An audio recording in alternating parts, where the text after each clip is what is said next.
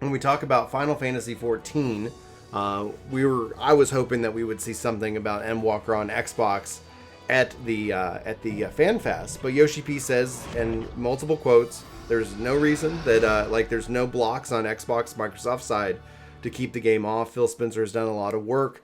There's still a lot like online, even in the video, like even in the comments for people who don't watch this video itself. We'll see people saying like, "Oh, it's Xbox Gold. That's why it's no." It's like there is no reason. There's nothing preventing Xbox. It used to be Xbox Gold until they changed the free to play. Right. Free to play games are allowed on now, so that means sub games are also fall under that rule. And even back on the Xbox 360, that was always the case as well with Final Fantasy XI. But what I mean by that is that there's still always this misinformation because somebody is like, the last I checked on it back in 2013 was Microsoft wanted it on their own servers. Yeah, back in 2013 they did, but they have, thankfully changed. A lot has changed. And so what Yoshi P has been last stated is that they're not talking about other platforms until after the launch of the PS5. And the PS5 launched on the 25th. That is their full version, no longer in beta. And so the question is to the panel here is what are the odds that we are going to see Final Fantasy XIV announced for Xbox at E3? And I'm going to save my thoughts to the end. I'm going to start with Chris. You're up. It's the last logical opportunity to do it prior to launch because pre-orders have already started. It was not listed among the pre-order platforms. If it is not announced now, I don't see how it is not next FanFest at the earliest. I do not see how we don't immediately kick this out to where we are beginning the hype train. And probably even then, the only reason I would say it's the first FanFest of 3 is because that's the North American FanFest. And that's where you're going to get the biggest swing for Xbox players. Otherwise, you'd save it till the end when you announce your pre-order date and you do it at the Japanese FanFest. But that's going to fall on deaf ears in that audience because Xbox doesn't really have the same hold in that market. And Phil Spencer said, we don't have the games that are played in that market. They don't buy our console. Like, that's a chicken and an egg conversation. And so he's inviting JRPGs onto Xbox, even if they don't have immense success out of the gate, because he knows like you have to build this stuff if you want to be a platform for more types of gamers.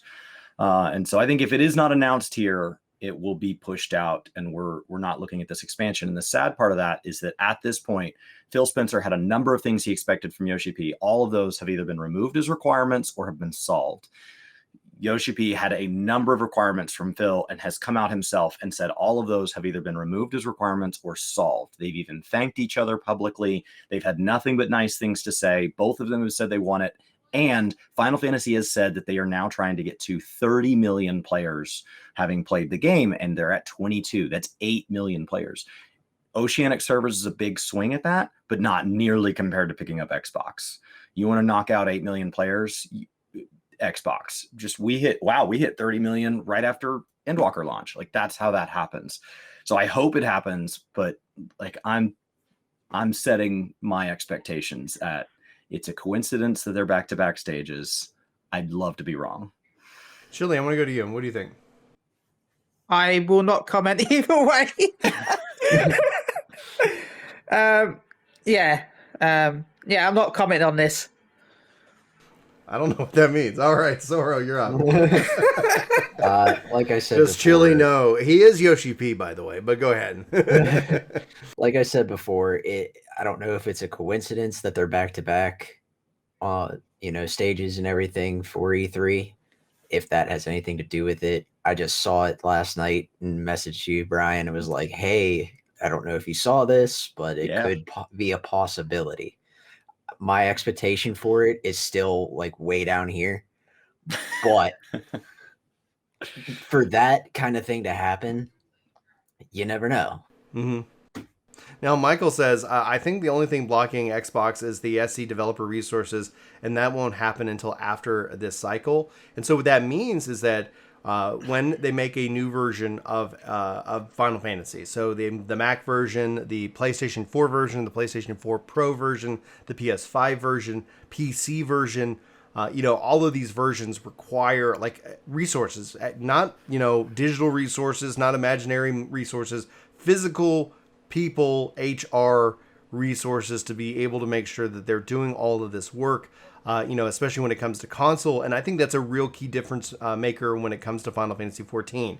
We're seeing a huge influx with the hype for Endwalker, a lot of new players coming in, and then obviously with WoW not showing up and not making content right now, you're seeing a lot of frustration from that community, and having big creators draw interest in that over it, is huge. So, like, does 14 need the Xbox to hit 30 million? No, not at all. But if they want to hit that number fast, I think that's overall good. And based off of what Yoshi P has said publicly numerous times, that he wants the game on Xbox. He wants the game everywhere. And I think that would ultimately be exciting. I have to temper, I want to go to Chris here in a second, but I have to temper, I'm putting my thought and every thought that pops into my head that it could happen in the no column, just so if it does, you could see a grown man cry after like 8 years. How long has it been? How long have I waited for this day? I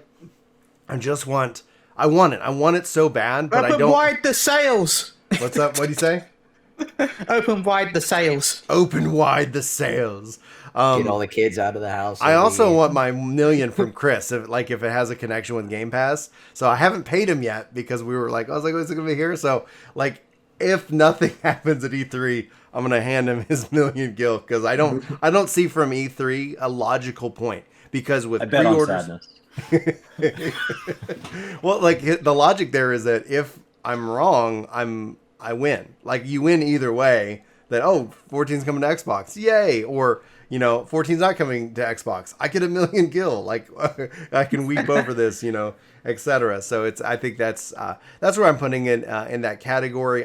A lot of people have been asking me that question, and so I want to I figure that'd be kind of a good panel discussion. Chili not commenting on this at all has me. That gives me a little hope for some weird reason. So I'm just gonna dadgummit. We all know I've heard stuff in the past, and well, the problem is if I hear stuff and talk about it, it can be also wrong. Yeah. Because I might hear stuff that's 6 months ago.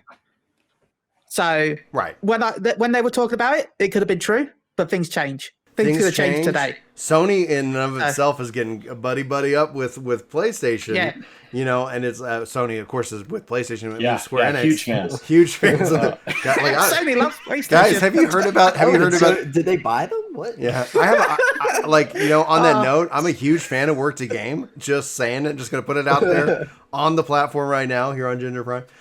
They've been getting that's a huge possibility, because all of a sudden, Microsoft makes these moves, like with Outriders, starts clawing away at Sony sales, which it does. That's the thing a lot of people aren't factoring in, is that Outriders and Game Pass cost Sony 30% of every potential sale that says, now I'm going to go over here, because they're not going to get that cut anymore. So it's like, okay, like that's some the MLB The Show.